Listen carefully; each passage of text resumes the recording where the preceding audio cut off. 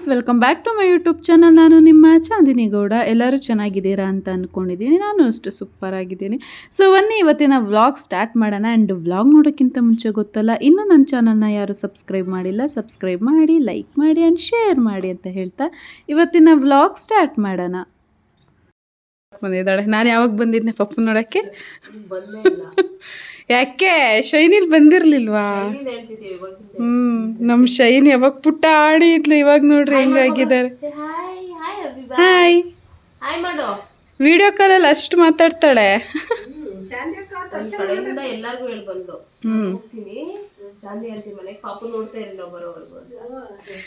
ನಮ್ದು ಸೆಕೆಂಡ್ ಕೂಸಲ್ಲಿ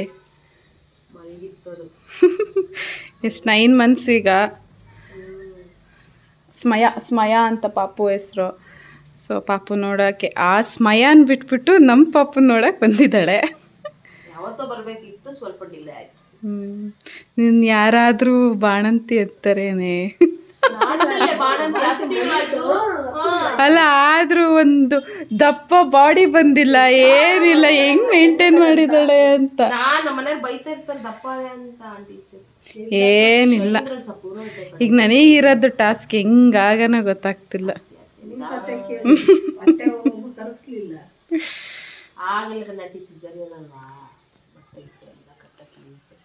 ನಮ್ಮಮ್ಮ ಏನು ಟಿಪ್ಸ್ ಗೊತ್ತಿಲ್ಲ ಅಮ್ಮಂದು. ನಂಗೂ ಆಗಲಿಲ್ಲ. ಅಣ್ಣ ಎಲ್ಲೋದ್ರ? ಅಣ್ಣನೂ ಬಂದಿದ್ದಾರೆ. ಅಣ್ಣ ಮೇಲೆ ಮನೆ ನೋಡಕ್ ಹೋಗಿದ್ದಾರೆ. ಆ್ಯಂಡ್ ಫ್ರೆಂಡ್ಸ್, ಇವತ್ತು ನನ್ನ ಫ್ರೆಂಡ್ ದಿವ್ಯಾ ಆ್ಯಂಡ್ ಅವ್ರ ಹಸ್ಬೆಂಡ್ ದಿಲನಣ್ಣ ಆ್ಯಂಡ್ ಫಸ್ಟ್ನೇ ಮಗಳು ಶೈನಿ ಅಂತ 3 ಜನನು ನಮ್ಮ ಬಬ್ಲು ನೋಡಕ್ಕೆ ಬಂದಿದ್ರು. ಅಣ್ಣ ಆರ್ಮಿಲಿ ಇರೋದು. ನಾನು ಸುಮಾರು ವ್ಲಾಗಲ್ಲಿ ಹೇಳಿದ್ದೀನಿ. ಆ್ಯಕ್ಚುಲಿ ನನಗೆ ಗೊತ್ತೇ ಇಲ್ಲ ಇವರು ಬರ್ತಿರೋದು.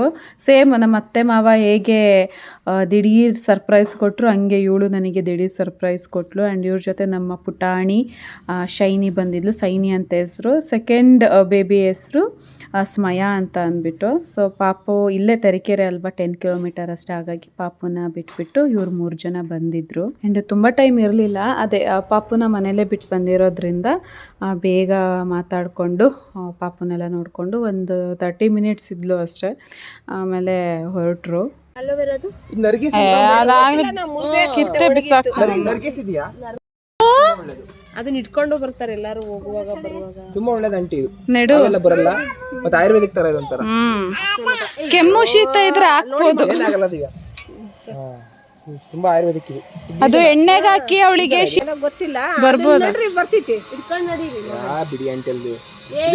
ಸೊ ಫ್ರೆಂಡ್ಸ್, ಕ್ವಿಕ್ ಆ್ಯಂಡ್ ಹೆಲ್ದಿಯಾಗಿ ನೀವು ಎಗ್ ರೆಸಿಪಿ ಆರ್ ವೆಜ್ಜಿಸ್ ರೆಸಿಪಿ ಮಾಡ್ತೀರಾ ಅಂದರೆ ಮಿಸ್ ಮಾಡ್ದಲೇ ಈ ಒಂದು ಪ್ರಾಡಕ್ಟ್ನ ನಿಮ್ಮ ಮನೆಗೆ ತನ್ನಿ.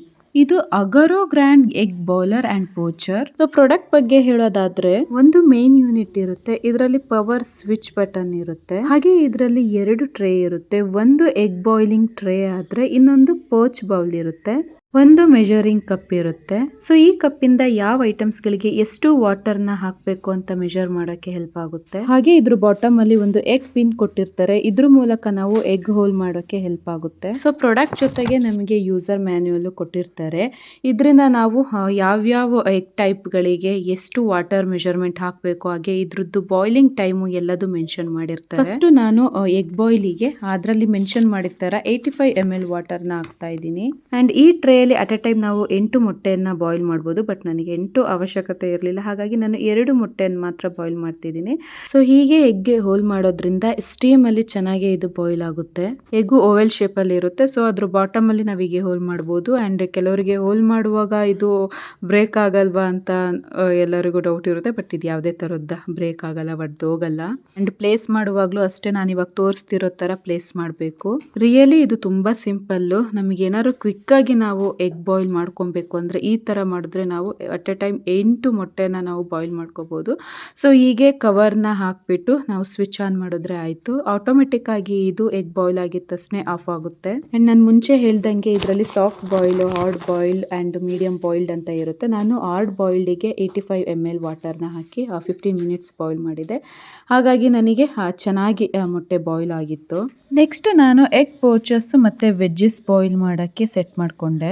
ಪೋಚರ್ ಬೌಲಲ್ಲಿ 4 ಸೆಕ್ಷನ್ ಇರುತ್ತೆ. ಸೊ ನಾನು 2 ಸೆಕ್ಷನಲ್ಲಿ ಎಗ್ ಪೋಚಸ್ ಮಾಡಿಕೊಂಡೆ. ಇನ್ನು 2 ಸೆಕ್ಷನಲ್ಲಿ ವೆಜ್ಜೀಸ್ನ ಬಾಯ್ಲ್ ಮಾಡಿಕೊಂಡೆ. ಇದಕ್ಕೂ ಅಷ್ಟೇ ನಾನು ಮೆಜರ್ಮೆಂಟ್ ಕಪ್ಪಲ್ಲಿ ಎಷ್ಟು ಮೆನ್ಷನ್ ಮಾಡಿದ್ರು ವೆಜ್ಜೀಸ್ಗೆ ಆ್ಯಂಡ್ ಪೋಚಸ್ಗೆ ಅಷ್ಟು ನಾನು ವಾಟರ್ನ ಹಾಕೊಂಡು ಬಾಯ್ಲ್ ಮಾಡಿಕೊಂಡೆ. ಆ್ಯಂಡ್ ಆಟೋಮೆಟಿಕ್ ಇದು ಬಾಯ್ಲ್ ಆಗಿದ ತಕ್ಷಣನೇ ಆಫ್ ಆಗುತ್ತೆ. ಆ್ಯಂಡ್ ಫ್ರೆಂಡ್ಸ್, ನೀವೇನು ವರಿ ಆಗೋ ಅವಶ್ಯಕತೆ ಇಲ್ಲ. ನೀಟಾಗಿ ನಮಗೆ ಯಾವ ಥರ ಸ್ಟೀಮಲ್ಲಿ ಇಟ್ಟಾಗ ಬಾಯ್ಲ್ ಆಗಿರುತ್ತೆ ಹಾಗೆ ಇದು ಸ್ಟೀಮಲ್ಲಿ ಬಾಯ್ಲ್ಡ್ ಆಗಿರುತ್ತೆ. ಆ್ಯಂಡ್ ಪೋಚರಲ್ಲಿ ನೀವು ಬರೀ ಪ್ಲೇನ್ ಎಗ್ಸ್ ಅಷ್ಟೇ ಅಲ್ಲ, ಇವಾಗ ಆಮ್ಲೆಟ್ ಎಲ್ಲ ಮಾಡ್ಕೋಬೇಕು ಅಂದರೆ ವಿತೌಟ್ ಆಯಿಲ್ ನೀವು ಆಮ್ಲೆಟ್ ಮಿಕ್ಸ್ನೂ ಈ ಥರ ಪೋಚರ್ ಒಳಗಡೆ ಹಾಕ್ಕೊಂಡು ನೀವು ಬಾಯ್ಲ್ ಮಾಡ್ಬೋದು. ನೋಡ್ತಿರ್ಬೋದು ಎಷ್ಟು ನೀಟಾಗಿ ಬಾಯ್ಲ್ಡ್ ಆಗಿದೆ ಅಂತ. ಆ್ಯಂಡ್ ವೆಜ್ಜೀಸು ಅಷ್ಟೇ ತುಂಬ ಚೆನ್ನಾಗಿ ಬಾಯ್ಲ್ಡ್ ಆಗಿದೆ. ಈಗ ಪಾಪುಗೆ ಪ್ಯೂರಿ ಏನಾದ್ರು ಮಾಡಬೇಕಂದ್ರೆ ಈ ಥರ ಮಾಡಿಕೊಂಡ್ರೆ ಬೆಸ್ಟ್ ಅಂತ ಹೇಳ್ಬೋದು. ಸೊ ನನಗಂತೂ ಪ್ರಾಡಕ್ಟ್ ತುಂಬ ಇಷ್ಟ ಆಯಿತು ಆ್ಯಂಡ್ ಮೋಸ್ಟ್ ಯೂಸ್ಫುಲ್ ಪ್ರಾಡಕ್ಟ್ ಅಂತ ಹೇಳ್ಬೋದು. ನಿಮಗೂ ಇಷ್ಟ ಆಗಿದ್ದರೆ ನೀವು ಬೈ ಮಾಡಬೇಕು ಅಂದರೆ ಡಿಸ್ಕ್ರಿಪ್ಷನಲ್ಲಿ ಲಿಂಕ್ ಹಾಕಿರ್ತೀನಿ, ಚೆಕ್ ಮಾಡಿ ಬೈ ಮಾಡಿ. ಸೊ ಫ್ರೆಂಡ್ಸ್, ಇದು ನಾನು ಮಾಡಿರೋ ಅವರೆಕಾಯಿ ಮಿಕ್ಸರ್. ಅಯ್ಯಪ್ಪ, ಏನೋ ಜೋಶಲ್ಲಿ ಮಾಡೋಣ ಅಂತ ಬಂದೆ, ಬಟ್ ಸಖತ್ ಕಷ್ಟ ಆಯಿತು. ಒಂದ್ಸರಿ ಎಣ್ಣೆ ಎಲ್ಲ ಚೆಲ್ಲಿ ಮತ್ತಿನ್ನೊಂದು ದೊಡ್ಡ ಸ್ಟೋವಲ್ಲಿ ಮಾಡಿಕೊಂಡು ದೊಡ್ಡ ಬಾಣಲಿಯಲ್ಲಿ ಮಾಡಿಕೊಂಡು ಇದು ಮಾಡಿದೆ. ಸಖತ್ ಕಷ್ಟ.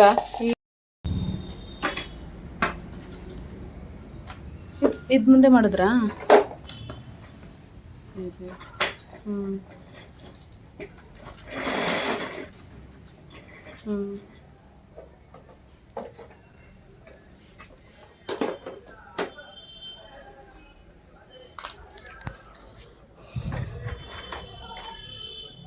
ಇದು ಹಾಕಕ್ಕೇನ ನೋಡ್ರಿ, ಇವನ್ ಹಾಕಕ್ಕೆ ಅನ್ಸುತ್ತಪ್ಪ. ಹಾಂ, ಅದೇ ಅದು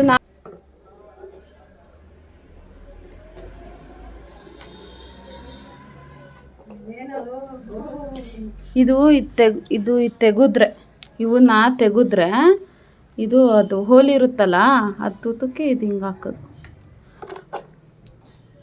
ಇದನ್ನ ಹಿಂಗೆ ಇದು ಮಾಡ್ರಿ, ಇದನ್ನ ಹಿಂಗೆ ಬಿಚ್ಕೋಬೋದು ಹಿಂಗೆ.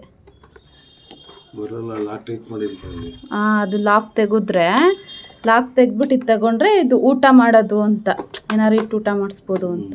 ಆಮೇಲೆ ಮತ್ತೆ ಇದನ್ನ ಅಟ್ಯಾಚ್ ಮಾಡೋದು. ಅದಕ್ಕೆ ಇದು ಆ ಶೆಲ್ ಹಾಕ್ಬೇಕು. ಶೆಲ್ ಹಾಕ್ಬಿಟ್ಟೆ ಇದು ಮಾಡಿದರೆ ಆಗೋದೇನಪ್ಪ. ಇದ್ಯಾಕೆ ಒಳಗೋಯ್ತಲ್ಲ, ಶೆಲ್ ಹಾಕ್ಬೇಕೇನ ನೋಡ್ರಿ. ಇದೆಯಾ ಅಲ್ಲಿ ಮೇಲೆ?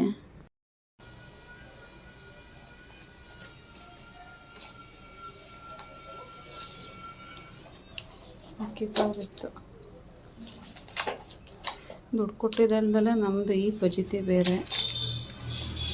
ಒಂದು ಸ್ವಲ್ಪ ಶೆಲ್ಲಿಂದು ಒಳಗೆ ಹೋಗ್ಬಿಟ್ಟಿತ್ತು, ಅದನ್ನು ಬಿಚ್ಚಿ ಈಗ ರಿಪೇರಿ ಮಾಡ್ತಿದ್ದೆ. ಎಲ್ಲಿ ಅಕ್ಕ?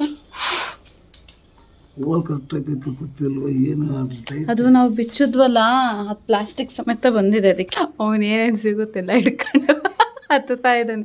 ನಿನಗೆ ಬೇಡ ಅನ್ಸುತ್ತೆ ಯಾಕೋ, ಇದು ಅವಶ್ಯಕತೆ ಇಲ್ಲೇನೋ ಬಬ್ಲು ನಿನಗೆ. ಹಾಂ, ಮರ ಹತ್ತಕ್ಕೆ ಹೋಗ್ತಿದ್ದೀಯ ನೀನು ಆಗಲೇ. ಇವೆಲ್ಲ ಬೇಡೇನೋ ನಿನಗಲ್ಲ, ವೇಸ್ಟು ಸುಮ್ಮನೆ. ಹಾಂ, ಇವು ಅಮ್ಮ ಬಾಯ್ ಬಬ್ಲೋ ಇಲ್ಲಿ ಇಲ್ಲಿ ನೋಡಿಲ್ಲ, ಇಲ್ಲಿ ಟೆಡ್ಡಿ ನೋಡಿಲ್ಲ, ಇಲ್ಲಿ ಇದು ಆ್ಯಕ್ಚುಲಿ ಹಿಂಗೆ ಇಡಬೇಕು. ಬಟ್ ಹಿಂಗಿಟ್ರೆ ಅವ್ನು ಯಾಕೆ ಹಿಂದೆ ನೋಡಲಿ, ಇದು ಆಟ ಆಡೋಕ್ಕಿರೋದೆ ಅವನಿಗಲ್ವಾ. ಸೊ ನಾವು ಹಿಂಗೆ ಫಿಕ್ಸ್ ಮಾಡ್ತೀವಿ ಅವ್ನು ನೋಡಲಿ ಅಂತ.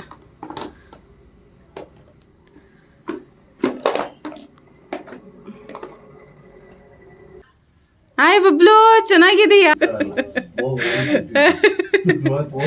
ಓಯ್ ಬಬ್ಲು, ತಿನ್ಬಾರ್ದು ಮಗನೇ.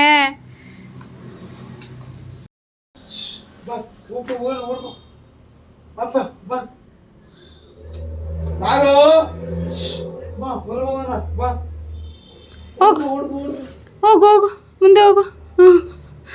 ಇದು ಸೋಂಬೇರಿ ಸಿದ್ಧ ಆರಾಮಾಗಿ ಕೂತಿದ್ದಾನೆ. ಬಾ ಬಬ್ಲು ಬಾ. ಓಡಿ ಬನ್ನಿ ಬಾ ಓಡ್ಬೋ ಜನ ಮರಿ ಮುಂದೆ ಬರಕ್ ಆಗ್ತಿಲ್ಲ, ಎಲ್ಲೋ ಹಾಕ್ಬಿಟ್ಟಿದ್ದಾರೆ ಅಂತ. ಏನಿದು, ಎಲ್ಲಿ ಸಿಗಾಕೊಂಡಿದ್ದೀನಿ? ಅಲ್ಲ ಇವ್ನು ನಡಿಬೇಕು ಅಂದರೆ ಹೋಗ್ಬೋದು, ಬಟ್ ಇವ್ನು ನಡೀತಾ ಇಲ್ಲ. ನೋಡ್ರೆ ಬರಿ ಬರಿ ಬರಿ ಬರಿ ಬರಿ ಬರಿ ಬರಿ ಬರಿ ಬರಿ ಬರಿ ನೋಡ್ರೆ ನಿಂತ್ಕಂತಿಲ್ಲ. ಬಾ ಬಬ್ಲು ಬಾ ಮೊಮ್ಮಗನೇ, ಬಾ ಬಾ ಬಾ. ಹಾಂ ಕಮ್ ಕಮ್. ಹಿಂದಕ್ಕೆ ಯಾವತ್ತ ಮುಂದೆ ಬರ್ತಿಲ್ಲ.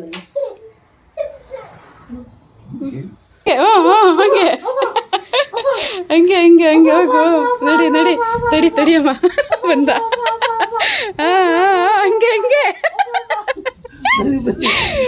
ಬಾ ಬಾ ಬಾ ಬಬ್ಲು ಹಂಗೆ ನೋಡು. ನೋ ಕಚ್ಚಬಾರ್ದು. ಇಲಿ ಬಬ್ಲು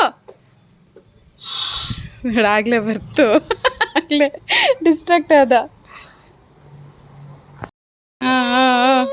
ಬಾ ಬಾ ಬಾ ಬಬ್ಲು.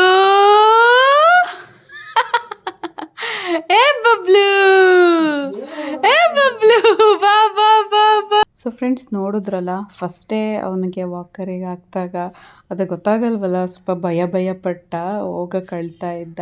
ಬಟ್ ನಾವು ತುಂಬ ಏನು ವಾಕರಲ್ಲೇ ಬಿಟ್ಟಿರಲಿಲ್ಲ, ಸ್ವಲ್ಪ ಅಷ್ಟೇ, ಒಂದು 2-3 ಮಿನಿಟ್ಸ್ ಬಿಟ್ಬಿಟ್ಟು ಆಮೇಲೆ ಮತ್ತೆ ನಾರ್ಮಲ್ ಕೆಳಗೆ ಮ್ಯಾಟ್ ಮೇಲೆ ಹಾಕಿದ್ವಿ. ನೆಕ್ಸ್ಟ್ 2 ಡೇಸ್ ಆದಮೇಲೆ ಚೆನ್ನಾಗಿ ಓಡಾಡೋಕ್ಕೆ ಸ್ಟಾರ್ಟ್ ಮಾಡ್ದ.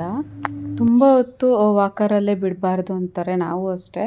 ನಾನು ಅಮ್ಮ ಇಬ್ಬರು ಬ್ಯುಸಿ ಇದ್ದರೆ ಮಾತ್ರ ಸ್ವಲ್ಪ ವಾಕರಿಗೆ ಹಾಕ್ತೀವಿ ಅಷ್ಟೇ. ತುಂಬ ಜನ ಹೇಳ್ತಾರೆ ಆ ವಾಕರಲ್ಲೇ ತುಂಬ ಹೊತ್ತು ಬಿಡೋದ್ರಿಂದ ಪಾದ ಫುಲ್ಲು ಅವರು ನೆಲಕ್ಕೆ ಕೊಡಲ್ಲ, ಬರೀ ಅರ್ಧ ಪಾದದಲ್ಲಿ ನಡೆಯೋಕ್ಕೆ ಸ್ಟಾರ್ಟ್ ಮಾಡ್ತಾರೆ ಅಂತ. ಅದೆಲ್ಲ ನಾನು ನೋಡಿದ್ದೀನಿ. ಅದಕ್ಕೇ ಇವನಿಗೆ ಜಾಸ್ತಿ ಅವನು ನೆಲದ ಮೇಲೇ ಇವಾಗ ಈಜ್ಕೊಂಡೆಲ್ಲ ಮೂವ್ ಆಗ್ತಾನಲ್ಲ, ಹಂಗೆ ಆಗಲಿ ಅಂತಲೇ ನಾನು ಜಾಸ್ತಿ ಬಿಡ್ತೀನಿ. ಇವಾಗ ಚಳಿಗಾಲ ಆಗಿರೋದ್ರಿಂದ ಮನೆ ಟೈಲ್ಸ್ ಎಲ್ಲ ಸ್ವಲ್ಪ ಥಂಡಿ ಇದೆ, ಹಾಗಾಗಿ ಅವನಿಗೆ ಸಾಕ್ಸ್ ಹಾಕ್ಬಿಟ್ಟು ನಾವು ವಾಕರಲ್ಲೇ ಬಿಡ್ತೀವಿ, ಅದರಲ್ಲೇ ಸ್ವಲ್ಪ ಓಡಾಡಲಿ ಅಂತ ಅಷ್ಟೇ. ಸೊ ಇವಾಗ ಏನೋ ಎಮರ್ಜೆನ್ಸಿ ಒಬ್ಬಳೇ ನೋಡ್ಕೊತಿರ್ತೀನಿ, ನನಗೂ ಏನೋ ಒಂದು ಕೆಲಸ ಮಾಡಬೇಕು ಅನ್ನುವಾಗ ವಾಕರ್ ಬೆಸ್ಟ್ ಅಂತ ಹೇಳ್ಬೋದು. ಪಾಪನ ಆರಾಮಾಗಿ ವಾಕರಿಗೆ ಹಾಕ್ಬಿಟ್ಟು ನಾವು ಕೆಲಸ ಮಾಡ್ಬೋದು. ಆ್ಯಂಡ್ ನೋಡ್ತಾ ಇರಬೇಕು. ಆ್ಯಂಡ್ ಕೆಲವು ವಾಕರಲ್ಲಿ ಬೀಳೋದು ಇರುತ್ತೆ. ಸೊ ಬೆಸ್ಟು ವಾಕರ್ನ ಅಂದರೆ ಸೇಫ್ಟಿ ಇರುವಂತಹ ವಾಕರ್ನ ತೊಗೊಂಡ್ಬಿಟ್ಟು ನಾವು ಪಾಪನ ಕೂರಿಸ್ಬೇಕು. ಸೊ ನೋಡಿದ್ರಲ್ಲ, ಫಸ್ಟೇ ಹೇಗೆ ಮಾಡ್ತಿದ್ದ, ಇವಾಗ ಹೇಗೆ ಆಟ ಆಡ್ತಿದ್ದಾನೆ ಅಂತ. ಸೊ ಫ್ರೆಂಡ್ಸ್, ಇದು ನಾನು ಮಾಡಿರೋ ಅವರೆಕಾಯಿ ಮಿಕ್ಸರ್. ಅಯ್ಯಪ್ಪ, ಏನೋ ಜೋಶಲ್ಲಿ ಮಾಡೋಣ ಅಂತ ಬಂದೆ, ಬಟ್ ಸಖತ್ ಕಷ್ಟ ಆಯಿತು. ಒಂದು ಸರಿ ಎಣ್ಣೆ ಎಲ್ಲ ಚೆಲ್ಲಿ ಮತ್ತು ದೊಡ್ಡ ಸ್ಟೋವಲ್ಲಿ ಮಾಡಿಕೊಂಡು, ದೊಡ್ಡ ಬಾಣಲಿಯಲ್ಲಿ ಮಾಡಿಕೊಂಡು ಇದು ಮಾಡಿದೆ. ಸಖತ್ ಕಷ್ಟ. ಏನು ಮಾಡೋದು, ಮಾಡಬೇಕು ಅಂತ ಅಂದ್ಬಿಟ್ಟು ಎಲ್ಲ ನೆನೆಸಿಟ್ಟು ಇದು ಮಾಡಿದ್ದೆ. ಸೊ ಬಿಡೋಕ್ಕಾಗ್ತಿರ್ಲಿಲ್ಲ, ಹಾಗಾಗಿ ಮಾಡಿದೆ. ಇದರಲ್ಲಿ ಎಷ್ಟು ತಿಂತೀನೇನೋ ಗೊತ್ತಿಲ್ಲ, ಬಟ್ ಮಾಡಿದ್ದೀನಿ. ಸಖತ್ತಾಗಿದೆ ನೋಡಿ. ತಿನ್ನೋ ಚೂರಕ್ಕೆ ಎಷ್ಟು ಕಷ್ಟಪಟ್ಟು ಮಾಡಬೇಕು. ಒಂದು ಇನ್ಸ್ಟಾಗ್ರಾಮಲ್ಲಿ ನೋಡಿದೆ, 5 ಮಿನಿಟ್ಸಲ್ಲಿ ಊಟ ಮಾಡೋಕ್ಕೆ 2 ಅವರ್ಸ್ ಅಡುಗೆ ಮಾಡಬೇಕು ಅಂತ. ಹಂಗಾಗಿದೆ. ಬಟ್ ಇದು ಅವರೆಕಾಯಿ ಸೀಸನ್ ಅಲ್ವಾ, ಹಾಗಾಗಿ ಮಾಡಿದೆ. ಚೆನ್ನಾಗಿರುತ್ತೆ. ಹಾಂ ಏನಮ್ಮ? ನಮ್ಮಮ್ಮ ನೋಡೊಂದು 50 ರೂಪಾಯಿ ಕೊಟ್ಟು ತಿಂದರೆ ಆಗುತ್ತೆ, ಇಷ್ಟೊಂದು ಕಷ್ಟಪಡಬೇಕಾ ಅಂತೆ. ಟ್ರೈ ಮಾಡಬೇಕಮ್ಮ, ಕಷ್ಟಪಟ್ರೇ ಒಳ್ಳೆಯದು. ಒಂದು ಟೇಸ್ಟ್ ಮಿಸ್ ಆಗುತ್ತಾ? ಇಲ್ಲಿಂದ ಟೇಸ್ಟ್ ಬೇರೆ ಇರುತ್ತೆ, ಅಂಗಡಿದ ಟೇಸ್ಟ್ ಬೇರೆ ಇರುತ್ತೆ. ಸಕ್ಕದ ಇದೆ. ಅವರೆಕಾಯಿ ಸೀಸನ್ ಯಾರು ಮಿಸ್ ಮಾಡ್ಕೊಬೇಡಿ. ಈ ಥರ ಮಿಕ್ಸರ್ ಮಾಡಿಟ್ರೆ ಕಾಫಿಗೆ ಏನಾದ್ರು ಬೇಜಾರಾದಾಗ ತಿನ್ನೋಕ್ಕೆ ಸಖತ್ತಾಗಿರುತ್ತೆ. ಸೊ ಎಲ್ಲರೂ ಟ್ರೈ ಮಾಡಿ. ಏನು ಬಬ್ಲು, ಏನು ಮಗನೇ, ನನ್ನ ಮಗುಗೆ ಇವತ್ತು 2 ಚುಟ್ಟು ಹಾಕ್ಬಿಟ್ಟಿದ್ದೀನಿ. ಬಬ್ಲು ಚೆನ್ನಾಗಿತ್ತ ಜುಟ್ಟು? ಅಯ್ಯೋ, ಚೆನ್ನಾಗಿದೆಯಾ ಜುಟ್ಟು ಬಬ್ಲದು? ಹಾಂ ಬಬ್ಲು, ಬಬ್ಲು ಟೇಟ್ ಟೇಟ್ ಟೇಟ್.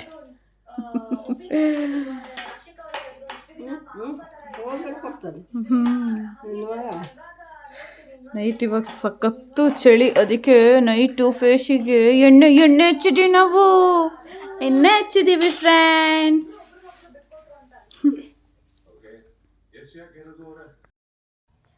ಏಮುನ ಜುಟ್ಟು ನೋಡಿ, ಜುಟ್ಟು ನನ್ನ ಮಗನ ಜುಟ್ಟು ನೋಡಿ. ಬಬ್ಲು, ಏ ಬಬ್ಲು, ನಿನ್ನ ಜುಟ್ಟು ತೋರ್ಸೋಣ ಬಾ. ಅಬ್ಬೋ ಅಬ್ಬೋ,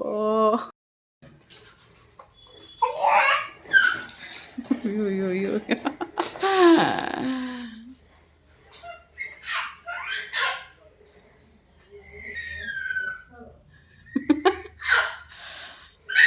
ಅದು ವಾಕರಿಗೆ ಚಕ್ರ ಇಲ್ಲ, ಅವನ ಕಾಲಿಗೆ ಚಕ್ರ ಬಂದಿರಂಗಾಗಿದೆ ಇವಾಗ.